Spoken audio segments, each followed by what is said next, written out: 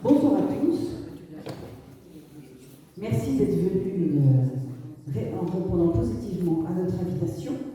Donc ce soir, nous inaugurons pour la première fois une conférence organisée par France-États-Unis 41, représentée par son président Jérôme Bernard, et les amis de Rochambeau, que je représente. Et nous sommes très heureux d'accueillir Arnaud Blondet, non pas en uniforme, puisqu'il a mis son uniforme sur le mannequin pour être tranquille et pour pouvoir parler librement. Voilà. Donc, je vais passer la parole à Jérôme pour que tu puisses nous présenter Arnaud. Pour qu'il sorte son papier. J'ai un petit CV à lire, mais bon, sans mémoire, c'est plutôt difficile. Merci Nathalie pour ton mot d'accueil et votre accueil vendômois pour les vendômois qui sont présents dans cette salle.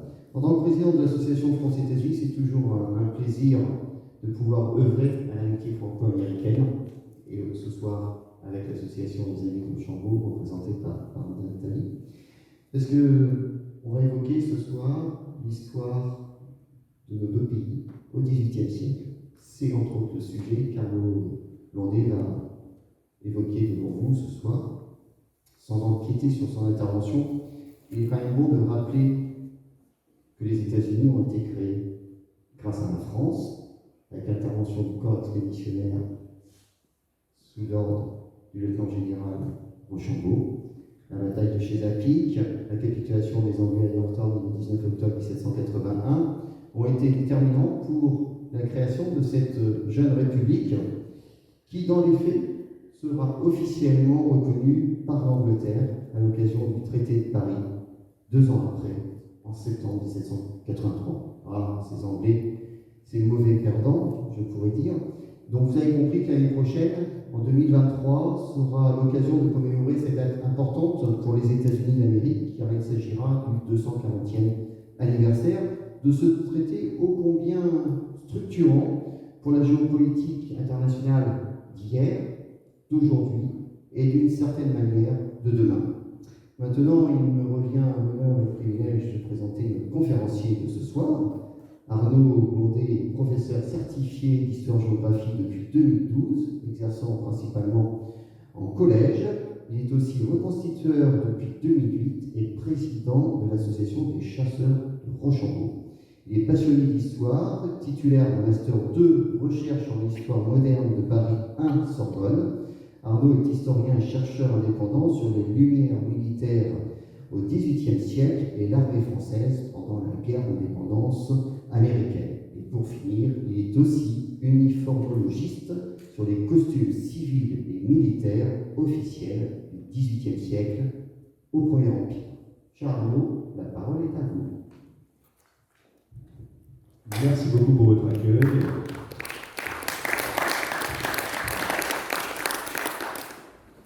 Je tiens tout d'abord à remercier Madame de Gouberville et Monsieur Danard, ainsi que les associations qui représentent les Amis de Rochambeau et France-États-Unis. Merci de leur confiance et pour leur accueil et pour ces mots d'introduction. Alors, je vais tout de suite commencer en fait par une sorte de date anniversaire. Nous sommes le 1er octobre.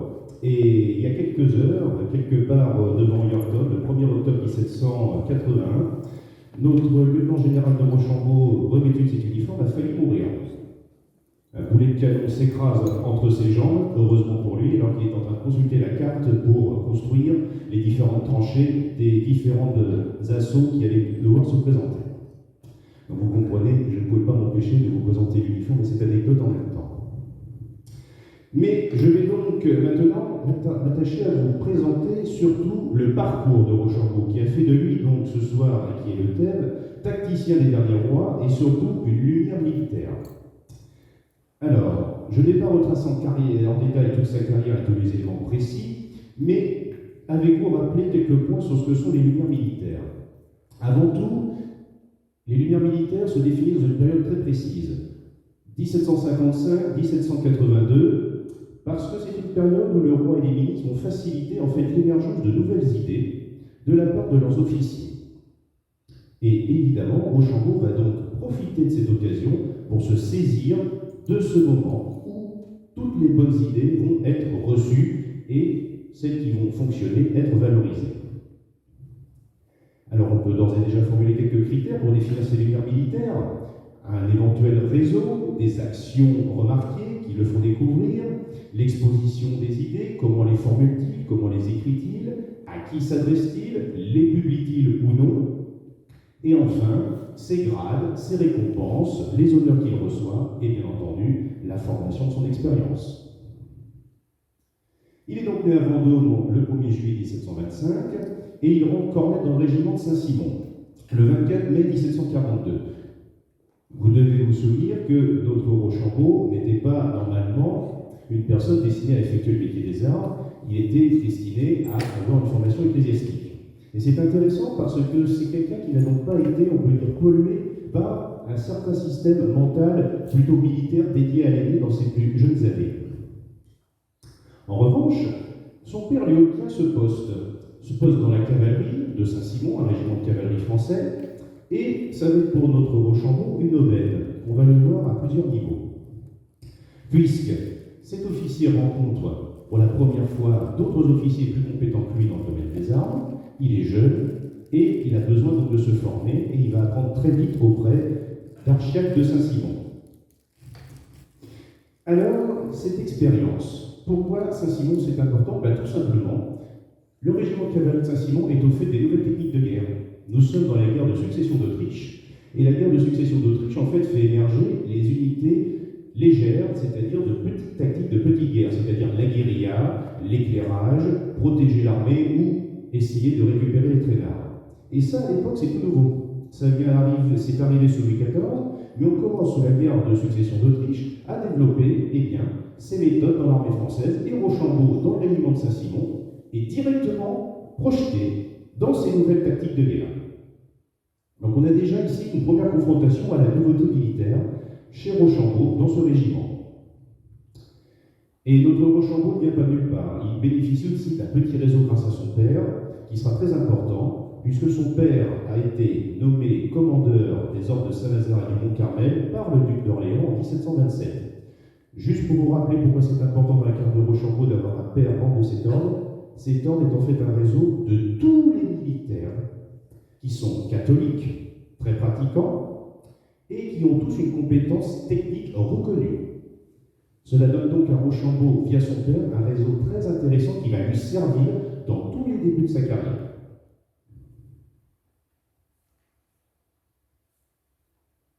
Donc, face à cette première expérience, notre Rochambeau est donc amené à, bien entendu, confronter au terrain et à la guerre.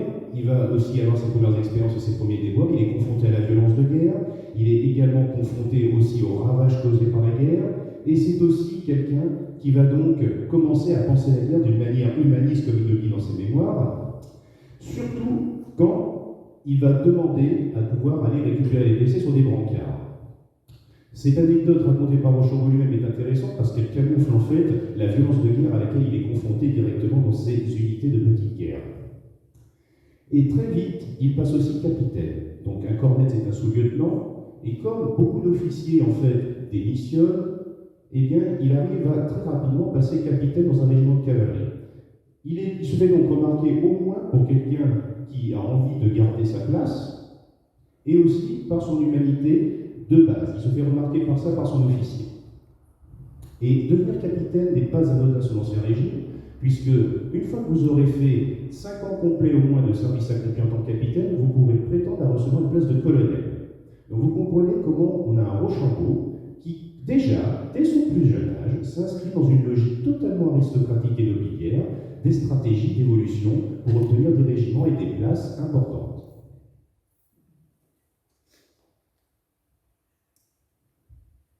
Ainsi donc, il continue sa carrière, il la continue au sein du régiment d'Archiac et auprès des hussards. Il est donc de ce fait bon cavalier et il va faire une première rencontre qui va être son point de départ et qui va l'inclure, il ne le sait pas encore, et bien entendu, j'avance un peu mais vous l'aurez compris, il va rencontrer le maréchal de Saxe, puisqu'il va être en tant que bon cavalier nommé aide de camp attaché à l'état-major. Cette rencontre avec le maréchal de Saxe, qui est le fondateur, l'initiateur du processus des lumières militaires avec ses rêveries, et bien évidemment quand on a un jeune officier qui rencontre une telle pointure, il va y avoir justement un accord qui va se passer, une explication, et là, Rochambeau va de faire émerger son esprit strict et ferme. On a quelqu'un qui ne plaisante pas. Chez Rochambeau, ce qui émerge, et tout le long de sa carrière, c'est quelqu'un qui est toujours très ferme et très strict avec les codes, les formes. Et le maréchal de Saxe le conforte dans cette idée.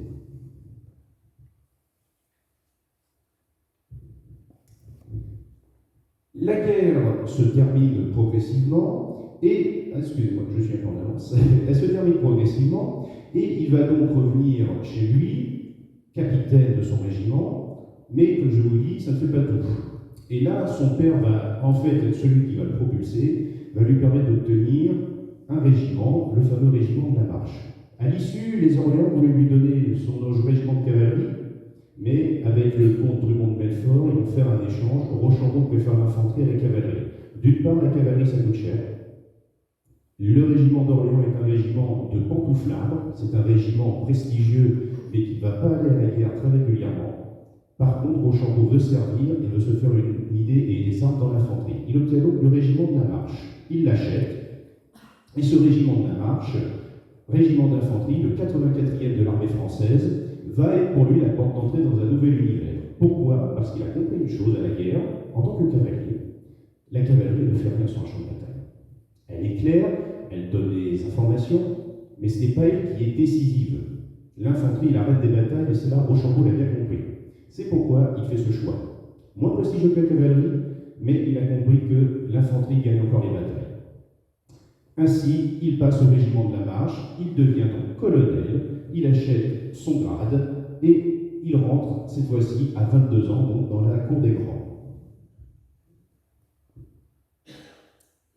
Et il rentre dans la cour des grands de manière assez violente puisqu'il se retrouve propulsé à la fameuse bataille de Lofeld à la tête de son régiment.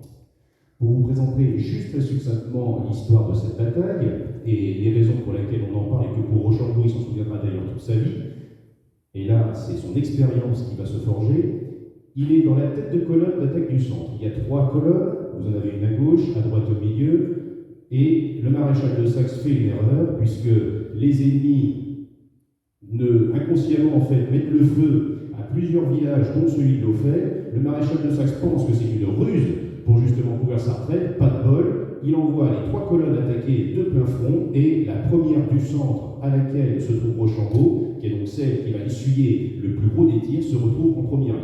Ainsi donc, notre colonel Rochambeau échappe à la mort, puisqu'il va être touché à la tête et à la cuisse à cette occasion.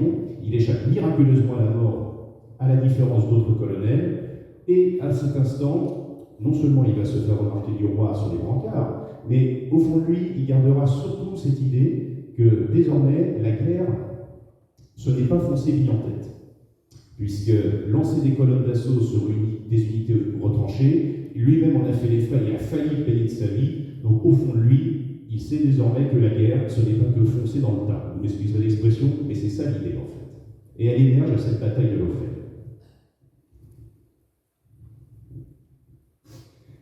Et c'est pourquoi notre Rochambeau, justement, blessé, à l'issue de cette bataille, va pouvoir donc se retirer chez lui, se reposer, se remettre de ses blessures, et justement pouvoir commencer à réfléchir à un avenir dans l'infanterie. Il reste à la bataille de la Marche, les prémices de paix, à peine est-il guéri, les prémices de paix sont signées, donc il ne va pas pouvoir de nouveau s'illustrer sur un champ de bataille. Mais, en revanche, il va profiter de ce temps pour mettre à profit tout ce qu'il a appris et surtout ce qu'il va récupérer grâce à sa présence dans les réseaux versaillais. C'est la période où il profite pour se marier, 1749, mais surtout, il va commencer aussi à rencontrer la cour. Alors, il dit lui-même qu'il n'y brille pas, vrai ou faux, toujours est-il qu'il ne perd pas son temps à Versailles, puisque s'il ne sait pas faire sa cour, dans ce pays très particulier, il sait en revanche où se trouve le bureau du ministre de la Guerre pour récupérer toutes les ordonnances et tous les travaux d'avant-guerre qui sont en train d'être discutés. C'est-à-dire, quand il retourne dans son régiment, il peut déjà anticiper ce qu'on va lui demander et passer pour quelqu'un qui sait appliquer les ordres qu'on lui donne, voire même anticiper les idées des ministres. Donc vous comprenez que pour sa carrière et pour bien se faire voir, c'est tout à son avantage. Ainsi, le régiment de la Marche, en 1751, eh bien, notre Rochambeau obtient ici une information très importante, c'est que nous avons un certain Saint-Lambert, qui est militaire, mais aussi membre des Lumières que nous connaissons philosophiques d'une manière générale, proche de Voltaire, qui va écrire un article dans l'encyclopédie sur la désertion des soldats, où il va citer Rochambeau. Alors, je vous lis là l'extrait parce qu'il est quand même assez fort. Nous avons vu le régiment de M. de Rochambeau, donc celui de la Marche, le mieux discipliné et le mieux tenu et le plus sage de l'armée. Le châtiment terrible qu'il avait imposé aux soldats négligents, peu exacts, paresseux, etc., était de les obliger à porter leur bonnet toute la journée. C'est avec ce châtiment qu'il avait fait de son régiment un des meilleurs de France. C'est-à-dire, notre Rochambeau est strict et ferme, mais il n'est pas inhumain. Au lieu de faire les bons vieux coups de bâton et de plat de sac qui étaient déshonorants et humiliants pour le soldat, il préfère toucher le point d'honneur du soldat qui est de celui de le priver de son chapeau, son fameux tricorne, puisque le tricorne, au-delà du militaire, socialement, est une marque distinguée au quotidien. Donc, vous faire balader, y compris à l'exercice ou dans toutes les tâches quotidiennes et de manœuvre, votre bonnet, bah forcément, tous les autres vous regardent et vous pointent du doigt, le bonnet de travail devient le bonnet d'âme de l'armée de l'époque. Et rien que jouant sur cette fibre, eh bien, Rochambeau arrive progressivement, dans son régiment, à obtenir une discipline et une exactitude qui remonte jusqu'au cercle philosophique. Et c'est un réseau très intéressant qui va soutenir Rochambeau et dans lequel Rochambeau va avoir aussi des liens qui vont se construire progressivement tout au long de sa carrière.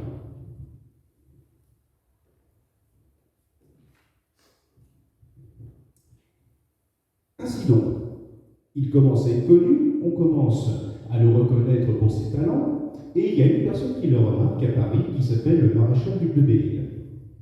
Et puisque son régiment est tellement bien tenu, on va lui demander de venir à Paris, et le maréchal de Belle-Île va faire rentrer dans son réseau, il va lui faire rencontrer son fils, le duc de Gisors. C'est très important pour Rochambeau, puisque jusqu'à présent il n'évoluait que dans le réseau des ducs d'Orléans via son père et aussi sa mère, et là il commence lui-même à être reconnu pour ses talents et de pouvoir rentrer dans cette caste très fermée qu'est l'armée, et notamment les sphères supérieures de l'armée qui ont leurs entrées chez le roi à Versailles.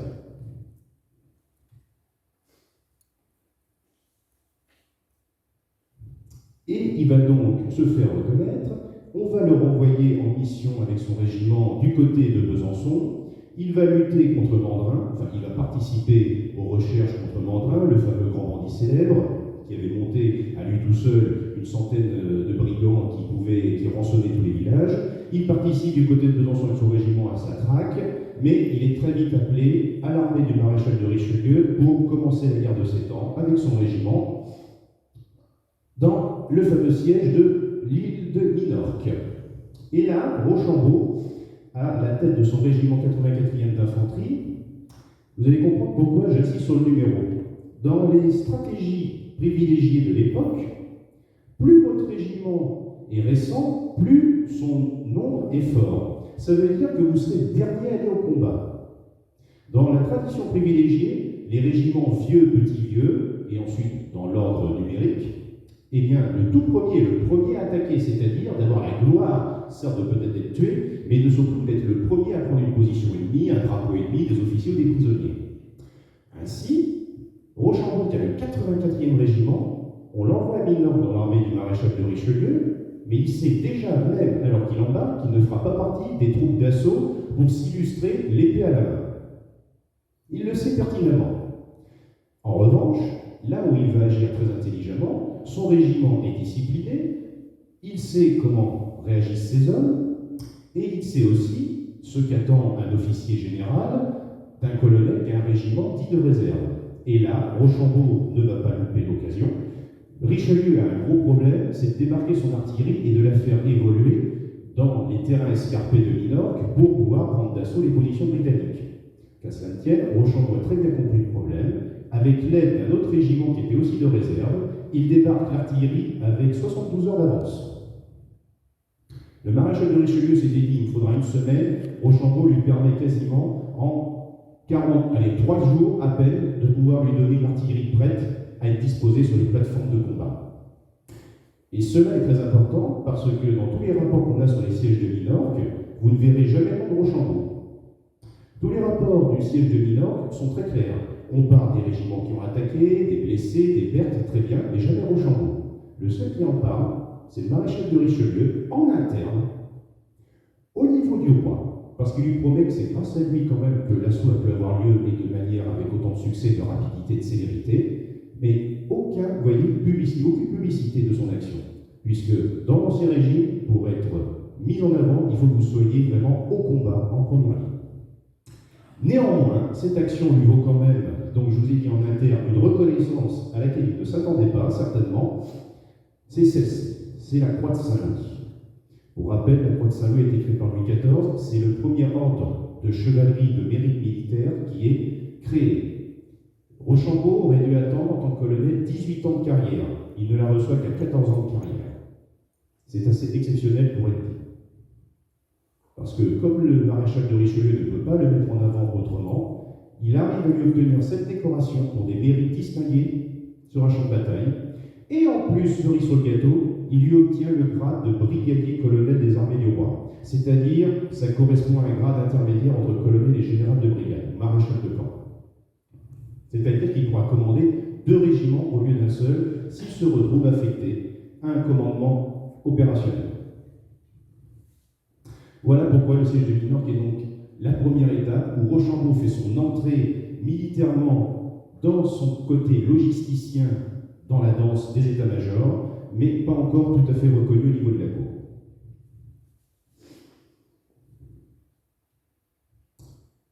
Ainsi, il est reconnu, au moins avec sa médaille, son grade de brigadier. Il faut donc continuer la guerre de 7 ans, elle n'est pas terminée. Et bien entendu, il va devoir continuer la lutte. Le maréchal de Richelieu est vainqueur à Minorque, on le renvoie en Allemagne. Évidemment, Rochambeau le suit. Richelieu connaît les talents de son nouveau brigadier. Il va donc le prendre comme major général. Si vous avez des questions sur le major général, j'y reviendrai si vous voulez dans l'échange que nous aurons après, parce que c'est très long à vous expliquer, mais c'est la fonction, on va dire, la plus essentielle pour une armée au combat. C'est vous, en fait, qui gérez tout le quotidien de votre armée et aussi sa logistique. Donc, si jamais vous échouez, vous faites échouer toute l'armée. Et donc, Richelieu le prend comme major général. Rochambeau ne va pas aimer ce rôle auprès du maréchal de Richelieu, certainement qu'il était surnommé le petit père la maraude. Donc, administrativement parlant et en matière de gestion et de discipline, ça ne devait pas être facile tous les jours pour notre Rochambeau. Mais il arrive à se distinguer quand même dans des missions assez audacieuses pendant les quelques années où il sert avec le maréchal. Et ça nous amène, justement, comme il sert toujours de manière efficace, à passer et à obtenir un nouveau régiment, le fameux régiment d'Auvergne. Le fameux régiment d'Auvergne qu'il obtient après la bataille de Krefeld, où il se distingue assez rapidement également en menant des combats d'arrière-garde. Alors, le régiment d'Auvergne, c'est pour Rochambeau une récompense inespérée, encore une fois, parce que le régiment d'Auvergne coûte normalement 55 000 livres pour un colonel, ce que Rochambeau n'a pas. Et en plus de ça, quand il était major général, il a perdu 42 000 livres de sa femme qui lui avait apporté en dot, parce qu'il devait justement financer pas mal de ses équipages. Donc, on lui abaisse le prix de la charge à 30 000 livres, ce qui fait qu'il peut l'aborder. Et il obtient un régiment qui est le 2e régiment de l'armée française, avec 4 bataillons, soit 1700 hommes. Et là, vous comprenez bien, on change de catégorie. Rochambeau passe au premier plan. Et il ne se fait pas attendre. On lui donne un régiment qui est certes prestigieux, mais le régiment est en fait indiscipliné. Donc en fait, Rochambeau, on lui donne un régiment pour qu'il devienne un peu le père Fouettard pour remettre tout ça d'équerre. Et il va y arriver en pleine guerre. En 1 an, il arrive avec ses méthodes, toujours fermes, mais efficaces, toujours en jouant sur l'honneur du soldat, à, en à peine 1 an, le remettre en régiment opérationnel. Et dès la première bataille, donc celle de Minden, qui est une grave défaite pour les armées françaises, il arrive justement à faire un combat d'arrière-garde et sauver justement la retraite française, alors que son régiment est considéré peu fiable sur le terrain. Il continue à participer au combat du maréchal de Broglie. Je ne vais pas rester trop en détail sur toutes les batailles auxquelles il participe. Elles sont très nombreuses, les batailles sont très indécises. En revanche, à la tête d'Auvergne, Rochambeau comprend une nouvelle chose. C'est que désormais, la guerre, elle doit se faire au sens de l'économie du soldat, l'économie des moyens, et de faire peu avec beaucoup. Il a très bien compris, avec le maréchal de Broglie, qui est devenu son nouveau commandant en chef, que les manœuvres sont impossibles dans l'armée française. En gros, notre armée, elle est trop lourde à manœuvrer. Seule la petite guerre fonctionne, mais les manœuvres telles qu'on se les imagine de Frédéric II, on n'arrive pas à les faire parce qu'on n'est pas apte, on n'a pas encore la qualité justement assez d'officiers capables de pouvoir former des troupes qui peuvent réagir à de telle sorte. Néanmoins, Rochambeau sauve toujours l'armée française. Là où il se distingue, c'est qu'il utilise ses régiments pour faire des défenses d'arrière-garde à chaque fois que l'armée française est battue. Et là, Rochambeau va se distinguer de pas mal d'officiers. Il va choisir dans son régiment d'Auvergne de créer dans chaque bataillon, donc en tout 4 compagnies, des chasseurs. N'oubliez pas, il a été formé aux tactiques d'infanterie et de petite guerre et d'infanterie légère en étant dans la cavalerie d'Archiac et ensuite de créer dans son régiment de la Marche quelques unités identiques. Là, il peut en créer 4. Ce sont donc des unités où on prend des hommes petits, c'est-à-dire jamais récompensés. Ce sont des bons tireurs et ce sont des gens qui sont très sportifs. Et Rochambeau, chaque fois, est avec eux lors des combats d'arrière-garde pour aller non seulement surveiller les différents chemins, mais aussi repérer d'éventuels mouvements de l'armée ennemie. Il n'y a pas de détail comme quoi Rochambeau a fait le coup de feu. En revanche, on sait qu'il est avec toujours ses compagnies de chasseurs pour observer le terrain et la progression des armées qui sont en train de poursuivre l'armée française. Et ça, c'est très rare pour un officier, et c'est ce qui d'ailleurs le fait aussi remarquer et apprécier du maréchal de Broglie.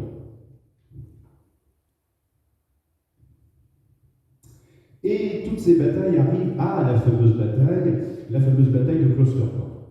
Alors, cette bataille, je ne vais pas non plus m'apesantir sur tous les détails, c'est une bataille déjà qui est nocturne, qui donc renchérit sur l'angoisse de la bataille, mais aussi de la découverte de l'ennemi. Rochambeau, ici, s'y distingue par, en fait, ses talents de maître du terrain, de tactique. Il avait fait, en fait, tout un système d'éclaireurs en avant des lignes pour anticiper une attaque de l'armée du prince Ferdinand de Brunswick. Et cela a bien fonctionné, c'est l'épisode du Chevalier d'Assas, que vous connaissez peut-être, et Rochambeau lui-même va avoir du mal dans ses mémoires à écrire sur le Chevalier d'Assas après que Voltaire l'aura recensé. Mais néanmoins, c'est ici le triomphe pour Rochambeau, cette bataille, puisqu'il peut enfin mettre à profit toute son expérience, montrer que c'est un excellent chef et organisateur de troupes, et en plus de ça, qu'il sait faire preuve d'initiative en pleine nuit sur le terrain. À tel point que tous les officiers qui commandaient, donc le duc de Castres, vous avez également le général de Bézinval, qui était donc son officier supérieur direct maréchal de camp, vont tous, dans leur mémoire ou leur rapport au roi à l'époque, dire que la bataille a été gagnée grâce à Rochambeau, qui a permis justement avec son régiment d'alerter les troupes et en plus de ça d'effectuer les premiers combats pour essayer d'arrêter les colonnes d'attaque. À cette occasion, il est blessé, également encore une fois aux jambes. Il a aussi une chance phénoménale, c'est qu'il survit à chaque fois. Et c'est très important dans la formation aussi des lumières militaires, il y a aussi la chance de survivre. Et ça, Rochambeau l'a aussi. C'est aussi quelque chose qu'il faut préciser, le facteur chance est quand même très important dans les batailles, sachant que les blessures peuvent être aussi source d'infection et peuvent vous tuer aussi très rapidement à court terme en dehors du champ de bataille. Donc Closterkamp, c'est la révélation. On peut donc définir cette bataille comme la révélation de Rochambeau comme lumière militaire émergente. C'est-à-dire qu'enfin, il bénéficie d'une renommée qui arrive directement aux oreilles du roi, dans la presse, dans les différentes gazettes qui sont tenues par le roi, pour justement valoriser la gloire de ses armes. Et Rochambeau apparaît donc dans le paysage politique militaire de l'époque. Et comme il apparaît dans le paysage, il obtient une récompense. En février 1761, il passe désormais dans le corps des officiers généraux. Il est donc nommé par le roi maréchal de camp. Et là, désormais, c'était aussi de ses ambitions, c'était un personnage qui a quand même aussi envie de devenir général. Il l'obtient finalement en février 61, en pleine guerre, avec en plus, quand la paix sera revenue, une inspection. C'est-à-dire que quand vous êtes et général et inspecteur, vous êtes dans le top du panier des officiers généraux de l'Ancien Régime. Vous serez forcément employé et vous serez forcément utilisé à la guerre. C'est donc, pour Rochambeau, une porte d'entrée exceptionnelle pour la suite de sa carrière, qu'il devra gérer politiquement. En tout cas, notre général continue à œuvrer avec le maréchal de Broglie. Il participe donc aux différentes batailles de Wildgausen et de Wilhelmstadt. À chaque fois ces batailles, il faut noter quelque chose, c'est que s'il acquiert toujours une expérience de tactique très forte, il est quand même malgré tout contraint, en tant que général, de suivre ses chefs. Et il va y avoir un petit souci, notamment avec le maréchal de Broglie et d'autres officiers supérieurs et maréchaux de France, et Rochambeau va être obligé, il va se sentir obligé de se mettre en arrière. Parce qu'il se sent trop faible pour prendre le parti de l'un ou de l'autre. Parce que si vous êtes dans un réseau militaire trop précis et que le chef de ce réseau est disgracié, vous êtes disgracié avec. Donc Rochambeau cultive un peu son indépendance. Il cultive son indépendance politique de réseau, mais il continue malgré tout à faire la guerre jusqu'au bout. Et il rencontre d'autres officiers. Il rencontre le comte de Clermont, il sympathise avec Fischer, il sympathise aussi avec le lieutenant-général Wurmser pour l'armée allemande.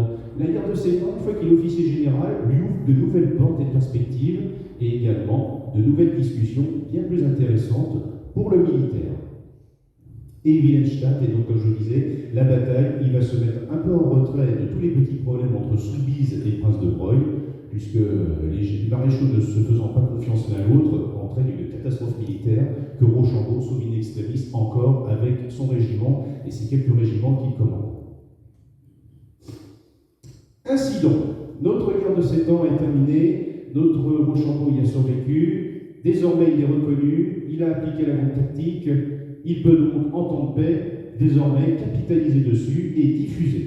Parce que Rochambeau, toujours ferme et strict, a bien compris qu'il y a un problème dans l'armée française, c'est pas le soldat, ce sont les officiers. Et lorsque la paix de 63 arrive, on a la France entière qui va dire c'est la faute de nos troupes, nous sommes nuls, je vous synthétise un peu l'idée, en gros c'est la faute du soldat. Rochambeau dit non, c'est faux. Le problème ne vient pas de nos soldats, il vient de nos officiers. Et en tant qu'inspecteur, il va pouvoir donc mettre à profit tout son savoir-faire pour justement réformer lui aussi l'armée française et en pensant notamment aux officiers qui doivent être éduqués. Ce qu'ils doivent demander aux soldats, ça doit aussi être appliqué aux officiers. Et dans l'historiographie, vous avez Arnaud Guigné, historien, qui l'a bien démontré dans l'honneur du soldat, concernant le soldat qui doit devenir obéissant par décision et acceptation, mais Rochambeau, lui, applique aussi ceci aux officiers, et notamment à ceux qui sont sous son commandement. Et il fait donc figure de guerrier savant, puisqu'il a accès au fameux sac institutionnel permettant d'obtenir un savoir et des nouveaux réseaux qu'il n'avait pas.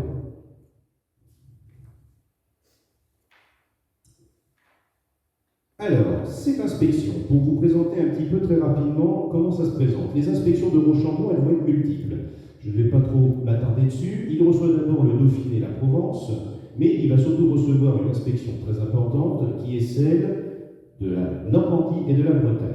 Et cette inspection, il la reçoit dans les années 1770. Et ici, Rochambeau va faire un parcours du combattant. Je vais vous donner un petit peu son calendrier.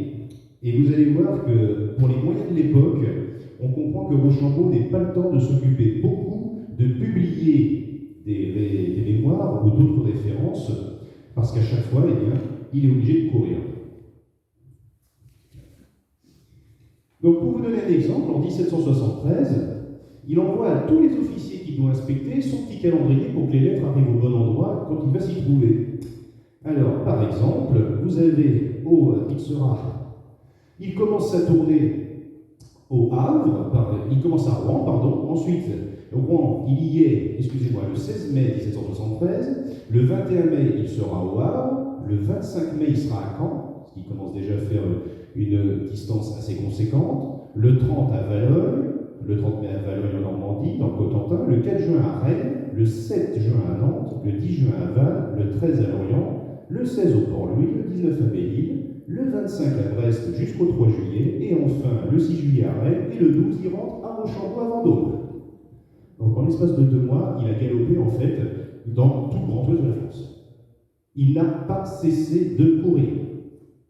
Et le plus ironique dans l'histoire, c'est que tout le monde dit que les inspecteurs sont des généraux géniaux, mais qu'ils perdent leur talent parce que justement, ils sont tellement occupés à courir et à vérifier des détails de comptes financiers et d'habillement et de rations du soldat, qu'eux-mêmes n'ont même plus le temps de s'occuper à connaître les régiments pour plus tard être utilisés en première ligne. Et Rochambeau, justement, arrive à garder cet équilibre, un petit peu en tout cas, de cultiver au moins la connaissance de nombreux régiments. Petit bonus pour Rochambeau, la Normandie et la Bretagne, c'est pas anodin. C'est là où on prépare potentiellement une invasion des Anglais lors de la guerre de revanche, bien sûr, parce qu'on la prépare à 63 est tellement humiliant qu'on a envie de se venger des Anglais. On ne sait pas à quelle occasion, mais en tout cas on la prépare. Et Rochambeau, il a un grand coup de chance, c'est que, si on l'envoie là, c'est qu'il va donc aussi reconnaître tous les environs et il s'intègre à tous les travaux qui sont faits par le marquis de Langeron, qui est le chef de toute la zone de Bretagne, pour refonder Brest, son système défensif, avec un mémoire de plus de 60 pages, où il explique détail par détail quelles sont les plages où l'Anglais peut débarquer, où sont les régiments français et quelle route il peut utiliser, quels sont les axes de pénétration de potentielles défenses anglaises, et Rochambeau y participe totalement. Lui aussi fait ses rapports de reconnaissance qu'il transmet à cette occasion en tant qu'inspecteur. Un officier général inspecteur est donc aussi dans la planification opérationnelle de tout ce que l'on prépare. Autre petite reconnaissance, c'est justement la fameuse médaille de Grand Croix de Saint-Louis. Je vous en parlerai après si vous voulez. Je ne m'appesantis pas sur cet ordre de chevalerie dont je vous ai expliqué tout à l'heure. Et en même temps qu'il est inspecteur, vous me direz, ça fait beaucoup de choses, il galope sans cesse, mais on va lui demander aussi de former des troupes pour les camps de plaisir de Sa Majesté le Roi. Le roi a envie de former ses enfants et ses petits-enfants pour pouvoir eux-mêmes en faire peut-être un jour des rois de guerre, à l'image de Louis XIV. C'est en tout cas l'idée. Mais pour cela, il faut avoir des officiers généraux qui soient capables aussi de montrer ce qui doit être fait. Et Rochambeau, on lui demande de passer en revue les régiments qui seront présentés au roi à Compiègne en 1768. Donc en 68, il n'est pas à Compiègne, on lui demande de vérifier si les régiments qui vont manœuvrer devant le roi sont aptes à manœuvrer. Donc ça veut dire en gros, s'il dit oui et qu'il y a un problème, c'est lui qui prend. Ça se passe bien pour lui, heureusement, et ça se passe tellement bien pour lui que le roi demande que Rochambeau, l'année suivante, au camp de Compiègne, eh bien, il vienne en personne commander un régiment. Enfin, un régiment sur 14 bataillons, c'est-à-dire l'équivalent de 4 régiments. Et ça se passe superbement bien, et là nous avons un Rochambeau qui est un excellent tacticien politique, pour le coup, puisqu'il va publier au roi, juste avant de manœuvrer devant lui à 5h du soir, toutes les manœuvres qu'il va faire devant lui. C'est-à-dire qu'il prend un risque énorme, ou alors il montre sa confiance, mais il fait donner au roi le document de ce que le roi va observer pendant une heure. Et ça se passe superbement bien. Et là, Rochambeau obtient désormais dans la tête du roi Louis XV, eh bien, comme étant un officier général compétent, qui sait prendre des risques et qui en même temps sait faire plaisir à Sa Majesté en train de lui expliquer ce qu'il y a de voir, pour justement que le roi aussi puisse expliquer à sa famille et en même temps se faire pousser. Ça faisait partie justement de cette stratégie. Et le dernier camp dont je vais vous parler, c'est celui de Vaucieux. La guerre d'indépendance aux États-Unis a commencé depuis quelques années. L'Angleterre nous déclare la guerre en 78, c'est la bataille également d'Ouessant, et évidemment le maréchal de Broglie va obtenir la possibilité de rassembler un camp exceptionnel de 35 000 hommes sur les côtes normandes pour menacer l'Angleterre. Rochambeau en fait donc partie, mais il est oublié. Et pour vous dire qu'il a tellement d'importance, c'est le maréchal de Broglie lui-même qui demande au roi de passage à Marly, s'il vous plaît, donnez-moi Rochambeau. Alors qu'il a été oublié sur la liste des officiers généraux convoqués. Il a dit, je veux lui donner un commandement. Je veux qu'il vienne. Et pas n'importe lequel en plus. C'est lui qui devra m'affronter. Je veux qu'il forme des régiments spécialement à l'ordonnance de 76 dit Ordre Vince. Et le maréchal de Broglie commandera l'autre corps dans l'ordre profond. C'est une sorte de querelle des anciens et des modernes qui trouve son apogée lors de ce camp. Et le maréchal de Broglie, connaissant le général Rochambeau, se dit, je veux voir ce qu'il a dans le ventre. Et ça ne loupe pas, puisque Rochambeau réussit à battre en matière d'efficacité le maréchal de Broglie sur le terrain. Le maréchal de Broglie perd tout crédit auprès du roi parce qu'il s'est entêté dans ce système qui était très mauvais. En revanche, Rochambeau, qui est désormais mis au nu de la part de tous les officiers militaires, le comte de Saint-Germain, qui était au préalable le ministre de la guerre remplacé par Monténard, il était dans leur petit papier, il est donc bien mis en avant. Et vous avez tous les autres officiers généraux, maréchaux de camp, ou colonels ou brigadiers, qui sont aussi pro-Rochambeau, qui ont dit cet homme-là n'a pris parti dans aucun des débats, mais en revanche a démontré par son expérience, par ses talents, sur le terrain, qu'en fait ça marche. Et que les autres idées sont mauvaises.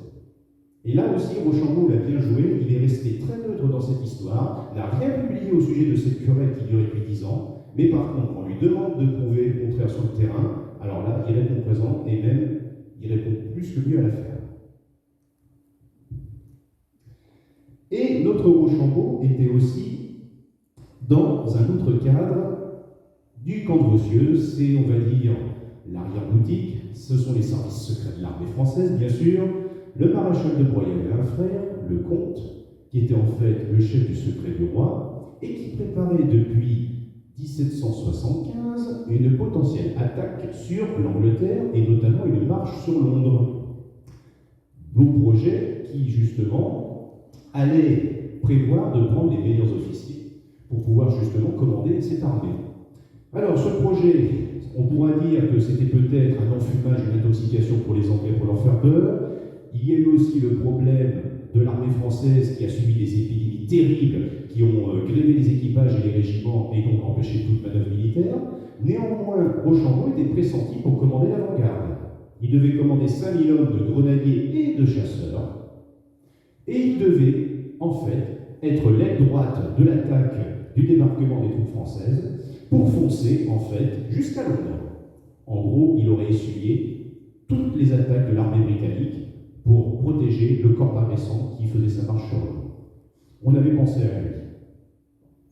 Là encore, si l'opération n'a pas eu lieu, il était quand même bel et bien présent dans les esprits.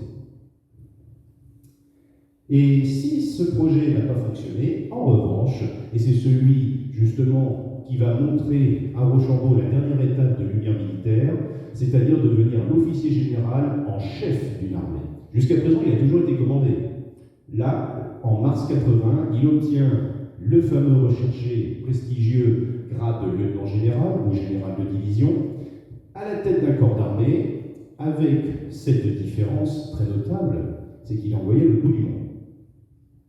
Et là aussi, ce n'est pas par hasard si Rochambeau a été pressenti. D'une part, on ne peut pas envoyer un maréchal de France au bout du monde, c'est pas envisageable.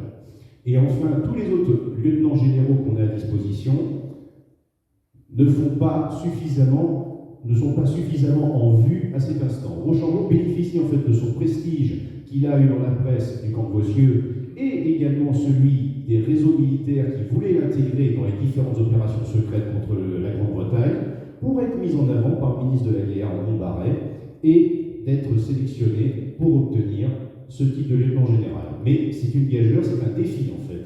C'est à la fois une récompense pour notre Rochambeau, mais c'est aussi un défi ultime. Envoyer un corps de troupes à l'autre bout du monde, avec aujourd'hui de nouvelles manières de faire la guerre, c'est-à-dire, en gros, c'est le test final. C'est-à-dire, est-ce que tout ce qu'on a fait depuis la guerre de 7 ans va fonctionner? Et est-ce que Rochambeau, qui, jusqu'à présent, a gravi les échelons, a montré ses capacités, ses aptitudes, va relever le défi? Ainsi, pour Rochambeau lui-même, ça devient un parcours du combattant, puisque dès le départ à Brest, plein de soucis d'organisation, son agent général, le maréchal de camp de Châtelus, qui était bien étudié par Iris de Rhodes, lui-même a beaucoup de mal à pouvoir organiser les préparatifs. On ne peut pas envoyer toutes les troupes qu'on veut, on a des gros soucis pour le ravitaillement et la logistique, on ne peut pas emmener des chevaux pour leur faire traverser l'Atlantique, bref, il y a plein de détails tactiques et techniques qui peuvent faire échouer l'opération avant même de déposer le pied aux Amériques. Cependant, aux Amériques, Rochambeau va justement appliquer tout ce qu'il a connu jusqu'à présent. Alors, c'est déjà un général qui avait gagné la confiance du roi et qui donc, par son caractère très introverti, c'est-à-dire peu emporté, qui n'allait pas s'enflammer, on ne voulait pas de nouveau Montcalm, surtout pas. On ne voulait pas de ce genre de général qui pouvait faire capoter des opérations à l'autre bout du monde. Compétent, mais avec trop fort caractère, ça ne passe pas. Rochambeau a donc le caractère qui plaît à Louis XVI pour cette opération. Alors, la planification opérationnelle. On a un livre d'ordre, parce que Rochambeau n'est pas libre de ses mouvements. La stratégie de cabinet existe toujours. Rochambeau part avec des ordres. Certains sont communiqués, d'autres restent secrets. il ne peut pas faire ce qu'il veut. Et Rochambeau sait qu'il faut être très prudent vis-à-vis de la cour. Il a toujours été méfiant de la cour, non seulement par tradition familiale avec l'histoire du grand-oncle, mais surtout aussi parce que lui-même l'a vu pendant son travail d'inspecteur et recommandait à tous les colonels de ces régiments de bien suivre la procédure administrative parce que, je cite, la cour n'aime pas avoir tort. Donc il sait très bien que maintenant qu'il est le général en chef, le seul responsable, ce sera lui. Donc tous les conseils qu'il a pu prodiguer, il va falloir qu'il se les applique à lui-même maintenant en tant que chef d'armée.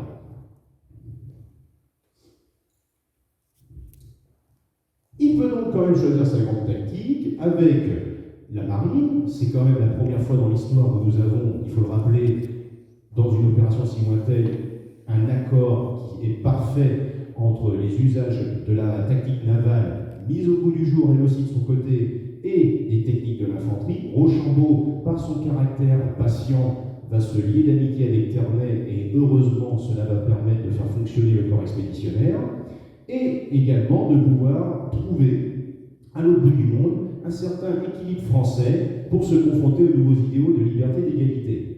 Car évidemment, les Américains ont un profond sentiment à l'époque encore anti-français et du fait de la guerre de 7 ans.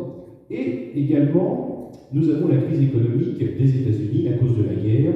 Vous avez plein de crises aux États-Unis, la valeur des produits explose, et quand l'armée française arrive, en matière de logistique et de ravitaillement, qui doit gérer cela? Rochambeau avec son intendant. Et Ternay doit faire la même chose, et évidemment, il faut éviter que la marine ne pille les ressources de l'armée de terre et réciproquement. Donc voilà aussi un autre défi qui attend les Français sans qu'ils ne le sachent à Newport quand ils débarquent.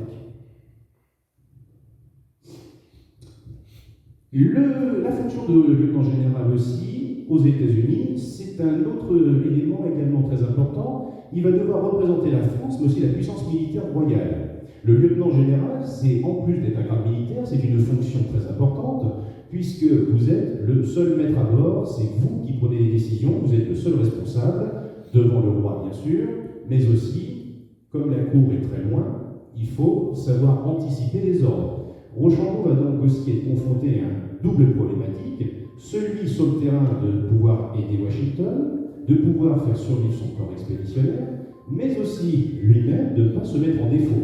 C'est pour ça qu'il écrit beaucoup de lettres, mais également que les lettres qu'il envoie sans cesse à Paris sont celles d'avoir des renforts et de l'argent. Et là, ça va poser problème, parce que vous avez eu un changement de ministre en cours de route pendant la guerre, et évidemment, les opérations ne sont plus les mêmes. La pensée n'est plus la même. Rochambeau se sent abandonné, mais comme il est le seul responsable et la cour n'aimant pas avoir tort, c'est lui qui va être donc ciblé. Et c'est pour ça que Rochambeau doit faire face également, même s'il est entouré d'officiers très compétents, il doit faire face aussi à des cabales de cour à l'autre bout du monde. Parce qu'on lui a donné beaucoup de jeunes officiers qui ont 20, 22, 23 ans, qui sont tous des fils de dignitaires. Vous avez le fils du nouveau ministre de la Marine, le maréchal Duc de Castres. Vous avez également des Laval-Montmorency, attachés par cousinage aux rangs royaux. Vous avez en fait plein d'officiers qui sont des grands noms, je ne parle même pas de Fersen et encore d'autres personnages connus. Nous avons donc plein d'officiers qui sont là pour gagner de la gloire sur le champ de bataille, mais qui ne sont pas là pour apprendre. Donc Rochambeau doit aussi faire face à cela. Comme il est obligé de rationaliser la guerre au maximum dans une situation totalement inconnue et pas anticipée, eh bien, il se retrouve en porte-à-faux, en fait, entre son expérience de lumière militaire qui lui dit « je dois rationaliser la guerre, économiser mon soldat, préparer une offensive, savoir convaincre Washington de ne pas faire non plus n'importe quoi », et dans sa propre armée, des officiers qui n'attendent qu'une chose, c'est de tirer le sabre et foncer bille en tête face à l'ennemi. Ce qui est un peu problématique, et Rochambeau va devoir aussi être confronté à ça aux États-Unis avec sa propre armée. C'est pourquoi cette fonction de pédagogue militaire que Rochambeau essaye d'avoir toute sa vie va quand même s'avérer payante. Elle va s'avérer payante pourquoi? Parce qu'il sait aussi se montrer attentif vis-à-vis de ses officiers. Il sait aussi lâcher un peu du lest. C'est quelqu'un, Rochambeau, de très ferme, mais qui va aussi s'enfermer aux Amériques dans une certaine défiance. Parce qu'il sait pertinemment que s'il devait répondre à tout, il ne ferait plus rien. Donc, il se met volontairement un peu en retrait dans son propre secret personnel d'officier d'état-major et rentre dans une forme de paternalisme du commandement, c'est-à-dire une sorte du secret du commandement, le secret paternel, c'est-à-dire la décision appartient au maître, une sorte de mystère, vous voyez, qu'il va entretenir pour lui-même se protéger, en fait, de ses propres officiers. Parce que c'est la première fois qu'il est confronté à ça. Habituellement, il avait un contact assez facile, mais il sait ça, c'est quand il était jeune. Maintenant, il vieillit, il a une fonction tellement supérieure par rapport à un simple capitaine ou un lieutenant qu'il ne peut plus faire preuve de cette même facilité de pédagogie qu'il pouvait faire auparavant. Et là aussi, ça l'oblige donc à changer, à revoir son comportement et à être beaucoup plus discret et en retrait. Et c'est pourquoi cette guerre d'Amérique est en fait l'aboutissement de ce qu'était notre lieutenant général, c'est-à-dire une lumière militaire qui s'est construite, qui a eu beaucoup de chance aussi de survivre aux différentes expériences du champ de bataille, mais il a eu aussi, tout simplement, la possibilité d'être mis en lumière par rapport à d'autres grands noms qui ont fait de grandes publications, qui ont beaucoup écrit, qui étaient plus proches du roi. Mais lui a émergé parmi toutes parce qu'il a su garder cette indépendance et surtout toujours cultiver le côté pratique et rationnel.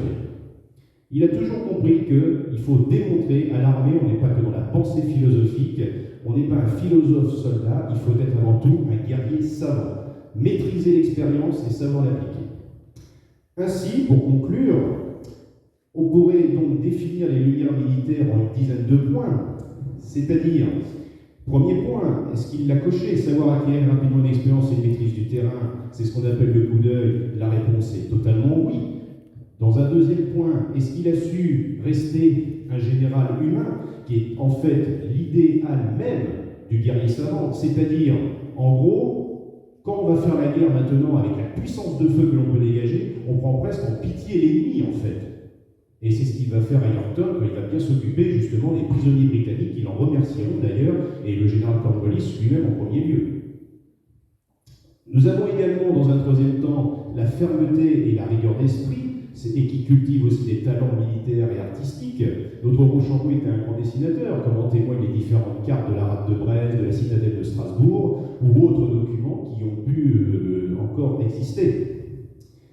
Est-ce qu'il a eu aussi un réseau dans un quatrième temps? Oui, il a eu un réseau. Mais ce réseau, il est donc à la fois militaire, ceux qu'il appelait ses fameux camarades dans ses lettres, mais également cette fraternité d'armes, comme il appelait des fois ses frères d'armes, à l'issue d'un combat très décisif qui crée en fait ce lien entre hommes qui ne se retrouvent pas autrement. Est-ce qu'il a, dans un cinquième temps, développé son influence et cultivé son ambition et son charisme aussi bien à la guerre qu'en temps de paix? La réponse est oui, il l'a fait.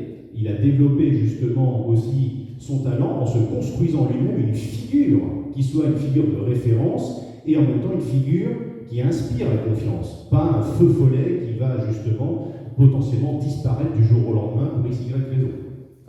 Dans un sixième temps, il était aussi l'acteur de ses talents. Il a essayé aussi de mettre en avant ses idées, mais à la différence, c'est que là, peut-être, il va rester très discret et ne fera jamais de véritable publication. Donc, il va toujours rester en arrière-plan. Donc, oui, il va cultiver son réseau et également des talents, mais jamais il ne cherchera, on va dire, une reconnaissance littéraire dans l'opinion publique, à la différence des autres philosophes ou autres lumières militaires qui ont publié.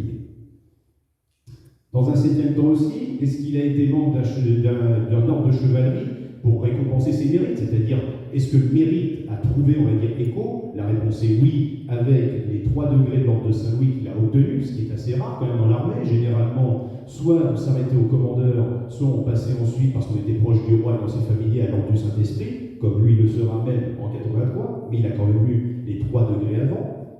Donc oui, il a validé aussi ça. Dans un huitième point, c'est un esprit de synthèse aussi. Il a su synthétiser 2 opérations également qui étaient terribles. Je reparlais du camp de Vaucieux. Il a su à la fois prendre ce qu'il y avait de bien dans les nouvelles idées de l'Ordre-Mince, mais il n'a pas fait une critique puérile et stérile de Duménil-Durand de l'Ordre profond. Il a su au contraire en tirer ce qui était le plus intéressant, plutôt que de choisir son camp et de paraître d'être catégorisé et de disparaître parmi la flopée de personnes qui faisaient la même chose. Il a été au contraire l'homme de synthèse. Ensuite, dans un neuvième temps, c'est quelqu'un qui a su apprendre à cultiver la solitude du commandement. Ça, c'est quand il est aux États-Unis d'Amérique. Il a su aussi, justement, cultiver cette solitude avec Washington. Les différents échanges qu'il a eus lors des différentes conférences, notamment celle d'Hartford, sont très importantes à ce niveau-là. On a deux personnes qui se sont parfaitement comprises dans ce qui était un chef. Et pour finir, dans un dixième temps, c'est aussi quelqu'un qui a su maintenir un certain conformisme social, c'est-à-dire qu'il a su en fait parfaitement s'intégrer. Ce n'est pas un révolutionnaire, Rochambeau. Ce n'est pas quelqu'un qui, par ses idées, va vouloir renverser la table. Non, au contraire, lui, c'est quelqu'un qui a réfléchi et qui se dit justement comment, avec notre société telle qu'elle fonctionne, lui-même membre de l'aristocratie, puis-je, à mon niveau de chef face à des soldats, corriger justement les inégalités ou les abus qui peuvent être produits par la société dans laquelle je vis, à l'échelle militaire. Et donc, notre Rochambeau, lumière militaire, vous l'aurez compris, en tout cas pour moi, vis-à-vis des recherches que j'ai menées, il en est une, et il a su justement, avec la guerre d'Amérique, être propulsé à l'avant-scène et en même temps racheter, si je puis dire, l'armée française. Il était l'homme de synthèse parfait. C'est donc un homme exceptionnel, on peut dire, qui a su trouver en fait son écho dans l'histoire au bon moment et qui, lors de la paix, vous noterez, est repassé dans le silence. Ainsi donc, notre officier Rochambeau, si c'est une lumière militaire, ce n'est pas un philosophe soldat, c'est un guerrier savant qui sait justement toujours se montrer efficace, suffisamment conscient des problèmes pour pouvoir les traiter, sans jamais se mettre en avant, du moins pas plus qu'il ne l'est nécessaire, et qui va toujours trouver écho auprès de personnes qui sauront l'aider à gravir les échelons tout au long de sa carrière. Ainsi, cette réputation intellectuelle, il l'a, mais comme c'est un militaire, je vous le rappelle, un militaire, il est confronté à quoi? À la pratique opérationnelle. Un philosophe, quand il explique une théorie, s'il se trompe, il recommence. Un militaire, s'il développe une théorie et que, en pratique avec les soldats, il se trompe ou qu'il essuie une défaite, eh bien, c'est fini. Et Rochambeau, lui, s'il a eu à participer à des défaites militaires, il a toujours su les empêcher qu'elles ne tournent à la catastrophe. Et quand il était général en chef, il a réussi à transformer une campagne assez douteuse, en tout cas du point de vue français, en un triomphe des armes françaises. Je vous remercie.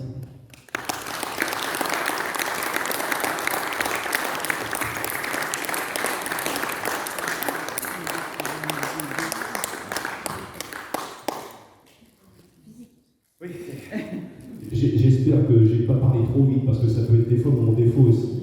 J'espère que ça a été suffisamment clair. Si vous voulez qu'on passe peut-être aux questions. Le mannequin.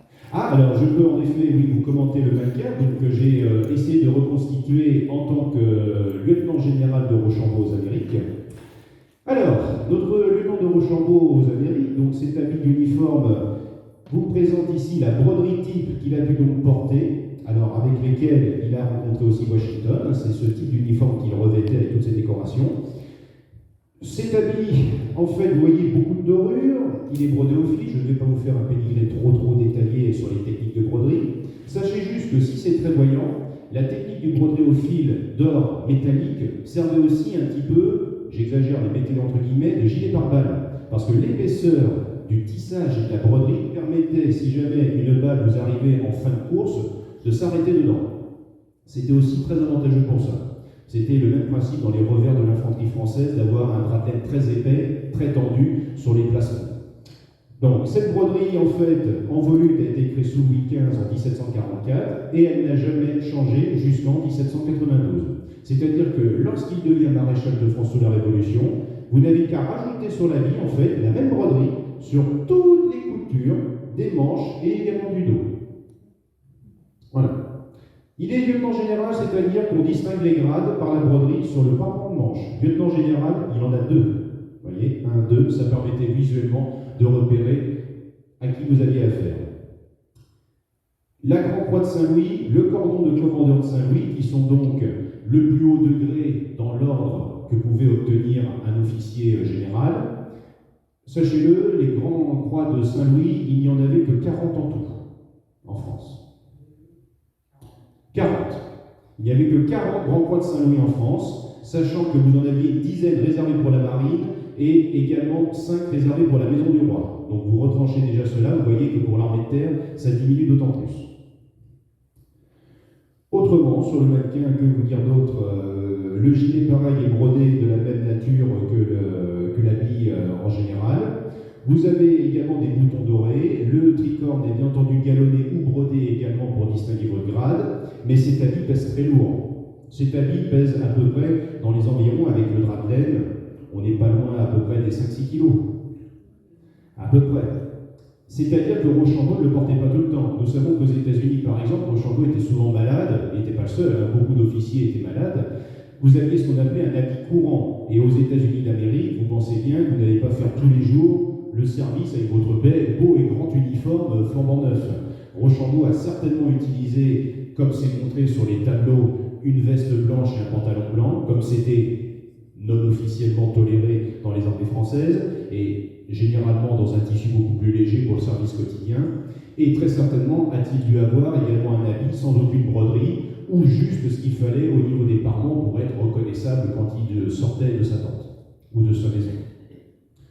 Voilà, donc ici vous avez donc le grand uniforme, et c'est avec ce grand uniforme évidemment qu'il va se présenter au roi quand il reviendra en France pour justement amener et faire son rapport et expliquer tout ce qui s'est donc passé aux États-Unis d'Amérique et aussi prendre la défense du malheureux de Grasse qui entre-temps a perdu la bataille des Saintes.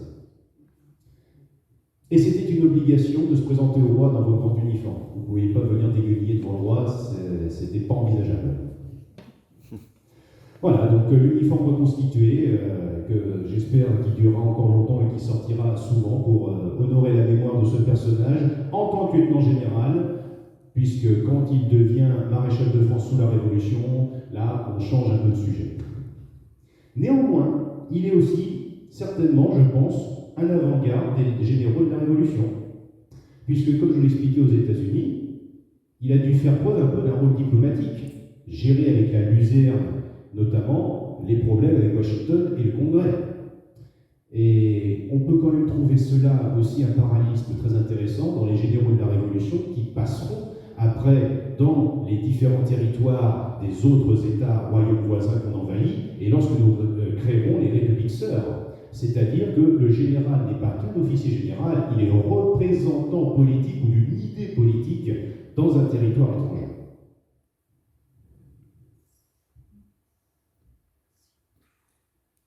Oui. Il n'a donc jamais écrit ses mémoires, même après son retour des États-Unis. Alors, il a écrit ses mémoires. Alors, il a mis beaucoup de temps à les écrire puisqu'il a dû souvent les corriger. Donc, Mathieu, qui est là présent, travaille beaucoup sur Rochambeau. Je le remercie d'être là. C'est justement un travail de longue haleine que Rochambeau a fait et aussi de réécriture qu'il a fait également. Il les a écrits, mais ce n'est pas lui qui les publie, si je ne me trompe pas. C'est bien ça. Il a mis du temps, il ne les a pas publiés. Alors, est-ce que c'était une volonté de sa part de ne pas les publier de son vivant ou est-ce qu'il n'en a pas eu le temps? Ça, je suis incapable de vous répondre. En tout cas, ça correspond assez bien au personnage d'écrire pour lui et surtout pour son fils, qui entre-temps aussi a été capturé par les Anglais après la bataille d'Haïti. Donc, je pense que pour Rochambeau, l'idée, c'est que il préfère, je pense, le contact humain. C'est quelqu'un, on sent bien, qui est vraiment au contact. Et qui n'est pas dans la recherche de se faire mousser ou de chercher une quelconque mise en avant ou d'être flatté. La flagornerie ne semble pas être, on va dire, un caractère du comte de Rochambeau. Il les a écrits pour lui, certainement, pour laisser une image de lui, c'est certain. Mais après, dans ses mémoires, il ne nous explique pas grand-chose, en fait, de ce qu'il fait. Il raconte ce qu'il a envie de nous raconter, mais toutes ses inspections, tout son talent en fait, pour lui, vous voyez, il ne l'explique pas. Pour lui, ce n'est pas ça. Ces mémoires ne comportent pas, on va dire, un manuel de fonctionnement militaire. Il est ce qu'il est, il est général, il est soldat au service du roi, il a maîtrisé, il a digéré tous ses talents et ses compétences, il sait dans son époque les retransmettre, mais dans les mémoires, ce qu'il veut laisser à la postérité, il estime qu'en gros, il a fait son métier comme tout à chacun, et il préfère laisser autre chose à la postérité.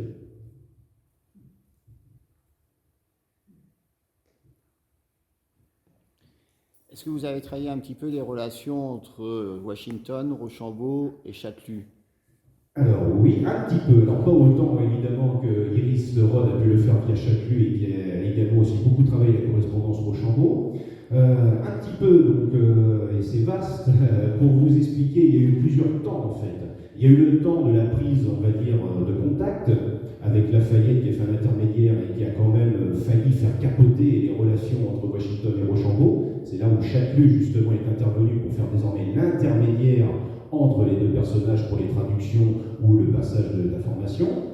Mais l'entente en fait entre les deux était plutôt bonne, puisqu'ils se sont compris, on va dire, sur un esprit humain. En revanche, sur une matière tactique, justement sur le plan militaire, c'était diamétralement opposé. Là, en tout cas, c'est ce que je pense quand je lis les correspondances Entre qui et qui?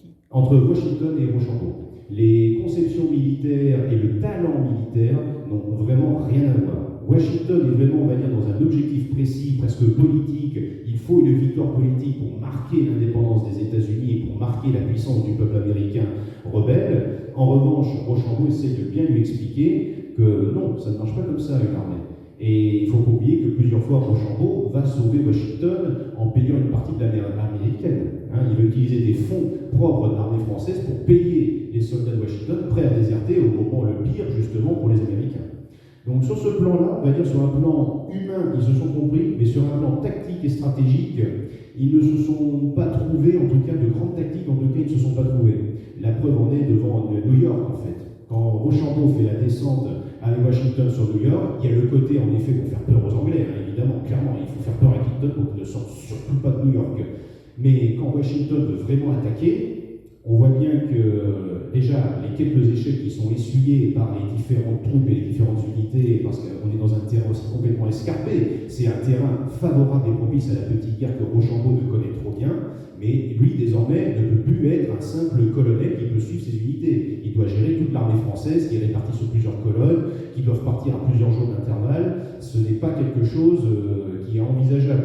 Attaquer New York, en fait, c'est une gageure. Rochambeau va devant, en fait, parce qu'il a derrière lui en tête l'idée de faire peur aux Anglais, et un peu de, on va dire, montrer à Washington par l'exemple que non, c'est pas possible.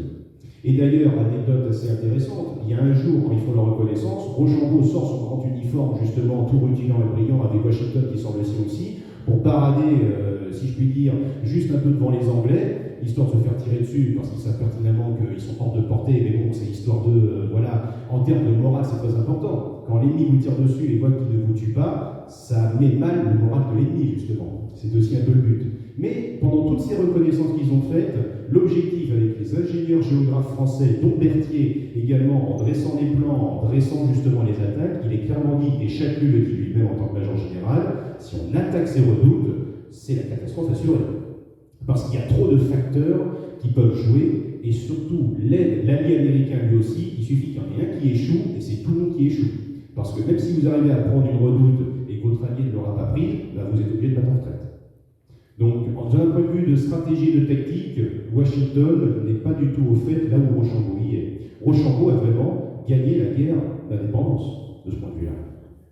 Je m'avance peut-être beaucoup, mais en matière de grande tactique, c'est lui qui a été vraiment la cheville ouvrière. Washington, avec les autres généraux américains, ont fait des combats en effet très héroïques et ont réussi à bloquer pas mal de fois les Anglais. Mais en matière de tactique et d'évolution de combat, l'armée américaine, et les Français le disent bien, Châtelet le premier, ils ne sont pas capables de faire face à une bataille rangée type européenne. Ils n'en sont pas capables. Et comme les Anglais ont bien compris que désormais l'économie de la guerre se joue aussi dans des sièges de villes et de forteresses, les Américains n'ont pas de génie, ce sont les Français qui l'ont formé, avec un certain major de Fleury. L'artillerie, tous les officiers d'artillerie sur l'uniforme américain se sont faits des Français depuis 1977 qui sont allés les aider. Donc on voit bien en fait que ceux qui portent l'habit américain et qui font avancer l'armée américaine, ce sont en fait des Français. Qu'ils soient sous l'uniforme français ou l'uniforme américain. Vous pensez à du portail? Ah exactement, tout à fait. Du portail pour l'artillerie, c'est à lui que je pense, tout à fait. C'est pour ça, donc d'un point de vue tactique, pour vous répondre, Washington et Rochambeau n'ont pas du tout les mêmes conceptions. Et je pense même que Washington n'a pas l'expérience, de toute façon, que Rochambeau a. Il le reconnaît d'ailleurs. Il le reconnaît. Et comment communiquer? Vous avez évoqué rapidement l'amiral de Grasse, mais il a quand même joué un rôle très important dans cette bataille. L'amiral de Grasse, c'est quand même grâce à lui, dans l'armée de ses appuis, qui a empêché quand même la flotte anglaise de venir au